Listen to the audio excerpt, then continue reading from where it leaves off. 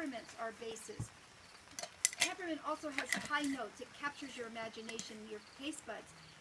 But peppermint can pick up all the flavors and lift them up. And that's what we're looking for. So like lemon balm, if you go out and you gather fresh lemon balm can carry an entire tea fresh, but when lemon balm is dried, it's flat tasting. So you have to put other things in that lift it up. Am I making sense to you? Yes. And some of you may not know this because you don't know these herbs, but as you try them and taste them and make tea with it, you go, oh, boy, it sure tasted good fresh, but what's missing? It's the essential oils because remember, they don't dry super well. So we're going to start with spearmint. I look at this spearmint and I think, we're going to make a lot so I can have some and you too, because I'm going to give you little bits of this. So I look at this spearmint, and spearmint is a dark green plant, and usually if you were home drying it would be greener than that, right? So this is what I'd call probably a B grade quality. I ordered it from either Mountain Rose or Frontier. It's good. It still smells really good. It looks medium green, but not that vibrant green. If I bought it from Nancy or Zach Woods or Healing Spirits, where they actually are, they might be drying hundreds of pounds and not thousands, so that's the difference. But this is still good enough. So that's my base. And the other base I'm going to add is nettle. And nettle, this is a pretty good quality nettle. Look at that deep, deep, deep green. And we made that tea with that nettle that you tasted, how deep and beautiful. So this is actually a good quality. It smells good, it looks good, it tasted good. So we know we have a good quality. That's how we tell good quality herbs that are dried. We don't tell it by the length of time we've had it. We tell it by the way it tastes, looks, smells, and how it feels in our bodies. So we know with that nettle, it was pretty potent, right? So I'm going to put nettle in there. Nettle has just a deep green flavor. It's not the most exciting flavor for most people. Some of you love that flavor. But it is a nice deep green one. I'm going to use my spurtle. The spurtle is actually a special tool that was an old herb mixing tool. And it mixes much better than the spoon does, believe it or not. I didn't believe it. Somebody gave this tool to me and they told me, oh my God, this is an amazing... The nettle, was that first cooked and then dried, or did you... No, when you dry nettle, it loses its sting. I did forget to tell you that. Oh wait, it's down Yeah, here. when it's dried, it loses its sting. like It's only going to sting you when it's fresh. It's called a spurtle. Yeah, she gave me that. Oh, isn't that really beautiful? It looks a little bit like a goddess or something. No, I just left it up on my shelf in my herb room for a long time. And then one day I thought I'd bring it down. And I'm like, oh my God, this thing works. Wait till we make the medicine ball. You watch how this works. It works 10 times better than the spoon ever will. But look at how much is already mixed. What's the ratio? Could you spell spurtle? Yeah. I think it's spelled exactly like it sounds, a spurtle. And the ratio? And the ratio is about half and half. So because I'm making a beverage blend, I'm not being exact here when we do a beverage blend. So it's about half and half. So we start, those are our bases. The next thing I'm going to add are the things that are kind of the harmonizers. They're kind of, I'm putting them in there because they are, well, because I want to, but they're also what I call the harmonizers. They help to blend the flavors. And the ones I'm going to use here are going to be holy basil, sacred basil, the tulsi. Have we talked about tulsi yet? Maybe we'll talk about it in the adaptogenic class. So we're putting in the basil. It's very brown, and it should be green. It's just poor drying. This is what you'd call like mediocre quality. It's hard to dry basil. Have you bought basil and it just turns brown immediately? It bruises quickly. It still smells good. Smells really kind of mediocre too, actually. So not super good quality. But basil is very hard to dry. You have to process it really fast.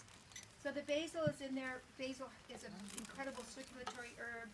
It's an adaptogen, and it's really good for brain health. So that's why that goes in there. Gotukola, these herbs we're going to speak about more in the adaptogen class. Gotukola is a very famous herb that's considered a very famous adaptogen and an incredible herb for the brain. It's actually been researched and studied scientifically, as well as has been used, for hundreds of years by people for brain health. But the research shows this is one of the herbs that really actually crosses the blood-brain barrier. So it actually feeds the brain directly. So there's a people in the Sinhalese mountains, about like near Nepal and in India, that are known for the, traditionally they live like 80, 90, 100 years old. It's the typical age. But the thing that's outstanding about the group is that it's actually no dementia. They don't even know the word dementia, losing your brain, losing your memory going bad. And they attribute it to gotu kola. They use gotu kola like a salad green. It's a small violet-like plant that hangs. It's very nice. It grows in all tropical areas. So like when you go to Hawaii, it's a weed in Hawaii. And this is just an interesting story. It's true, but it's kind of anecdotal. But elephants, who are renowned for memories, right? They have this profound memory, elephants. Their favorite food in the wild is gotu kola. If they could choose anything, it's gotu kola. That's the food that they go for. Just interesting. So those are my base ones are gotu kola and holy basil and ginkgo. So ginkgo is not largely water soluble. Some of it's water soluble, but like let's say if we put this in a jar and we just pour water on it, you get hardly any flavor or any color. So, but to make it water soluble, you have to grind it up a little bit or chop it up really, and then just actually steep it, not steep it, but in decoct it a little bit, and you'll get the properties. It does break down better in alcohol than water. But I don't agree with the people who say you don't get anything from tea, because you do get some. It's just not as strong. But this is from our ginkgo trees that are lining the driveway, and ginkgo. Look at how gorgeous it is. First of all, isn't that beautiful? Yes. And this is the ginkgo gold. So ginkgo is a green leaf, but in the fall of the year, when the chlorophyll dries up, you have the gold color. And in herbalism, there's two schools of thought about ginkgo. There are those who love the ginkgo green and those who love the ginkgo gold. I usually prefer the green because the green has the gold in it. The only thing that's missing with the gold is the chlorophyll.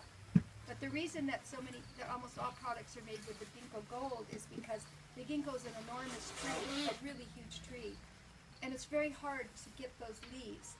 In the fall of the year, this is remarkable. In the fall of the year, on one day, within 10 minutes, a chemical goes through a chemical goes through the ginkgo tree, and it rains down its ginkgo leaves. Within 10 minutes, almost every leaf comes down. And so the harvesters go out and they collect the big baskets of the leaves and they make their products with them. So it's much easier to collect. That's the only thing, really. It is quite beautiful, but it's even more beautiful green. It's an ancient tree. Did you know that? Ginkgo. It's the sole surviving member of an ancient genus. It's the last remaining member of an ancient genus of trees that actually, predates thousands and thousands of years. It would have been extinct except for the monks in China who collected the seeds and planted the seeds in the monasteries and then spread them. Oh, there's the UPS truck. This is going to be so hard for him. Good luck, buddy. Hope he doesn't. Yeah. He does. He ain't playing. Don't do that. You're going to ruin your truck. He ain't playing.